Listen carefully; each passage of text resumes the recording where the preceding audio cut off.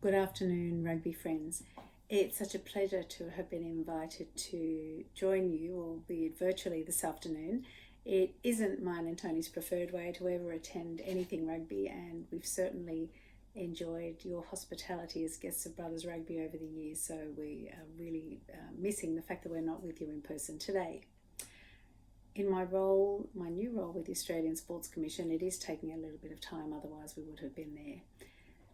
A huge congratulations to the team of the decade and the women's Silver Jubilee team on their recognition and the caps that I understand you've just received. So congratulations to you all, and a very big personal thank you from me in my role as President of Australian Women's Rugby.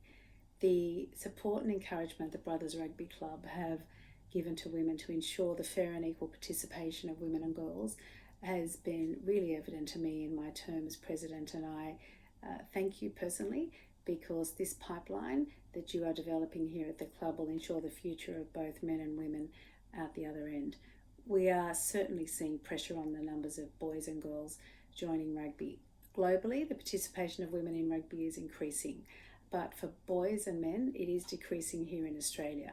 There is pressure from other sports and codes, and if rugby wants to maintain the pipeline of boys into men in clubs, we will have to look to the participation of women, because, as the great Michael Hawker used to say, while his father decided what sport he played, it was his wife who decided what sport their children played. So it's a bit hard to ignore the hand that rocks the cradle. Also, I think it's really important that we begin to think about how we might support the growth of our game with increased pressure on government funding post-COVID, and just more broad government financial pressures.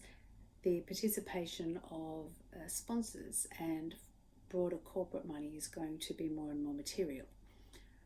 This means that we need to think about how we articulate our offer in rugby.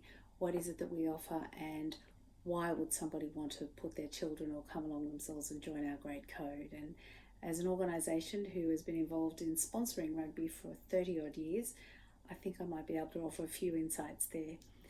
We've got to get really good at understanding the benefits of participation in rugby. What's our offer? And of course, it's always more than just playing. If you were to look at someone like me who never played rugby, but sees herself as somebody who is part of the broader rugby family, just getting down there and being part of that community, the benefits of the tribalism that comes with being part of a community at times like now, when the mental health of all Australians is under pressure, I think it's very hard to underestimate what this offer is.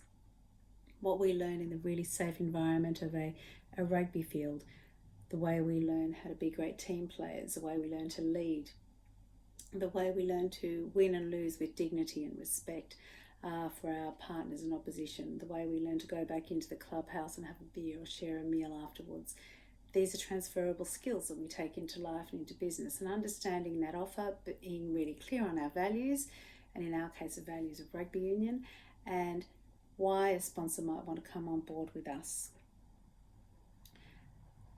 For somebody like me, who is very grateful to have benefited from everything that rugby union offers, I can't help but look to clubs like Brothers and have enormous gratitude and thank you for the way you have looked after our people, grown our code, and developed Queenslanders and the future pipeline of men and women Australian players.